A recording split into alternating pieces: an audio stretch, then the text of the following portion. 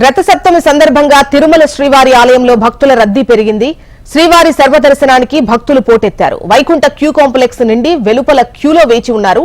వైకుంఠ క్యూలో ఉన్న భక్తులకు శ్రీవారి దర్శనానికి 24 గంటల సమయం పడుతుండగా 300 రూపాయల ప్రత్యేక ప్రవేశ దర్శనానికి 5 గంటల సమయం పడుతోంది. కాగా నిన్న 45,825 మంది భక్తులు శ్రీవారిని దర్శించుకున్నారు.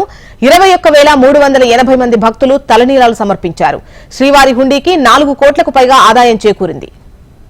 ఇక మరిన్ని వివరాలు సురేష్ మనకు అందిస్తారు. సురేష్, తిరుమలలో రథసప్తమి సందర్భంగా తిరుమలలో భక్తులు వచ్చి పోటెత్తారు.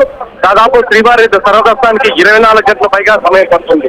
నిన్న ఒక్కరోజే సోమవారం 45,000 మంది పైగా దర్శించుకున్నారైతే ఇటువంటి టోకన్లు కూడా పూర్తిగా తిరుమల తిరుపతి దేవస్థానం రద్దు చేసిన పరిస్థితి.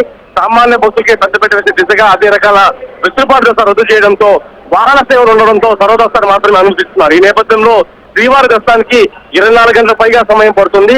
తిరుమల తిరుపతి దేవస్థానం క్యూలో ఉన్న అన్ని రకాల భక్తులకి పూర్తి స్థాయిలో అన్నపానాలు నిరంతరాయంగా అందజేస్తుంది. అయితే వీరందరికీ దర్శనం చేసుకోవడానికి మరో 24 గంటల పైగా సమయం పట్టే అవకాశం ఉంది. వారు సమయం వచ్చే వరకు వేచి ఉండాలని టీవీ అధికారులు విజ్ఞప్తి చేస్తున్నారు. Okay, right Suresh.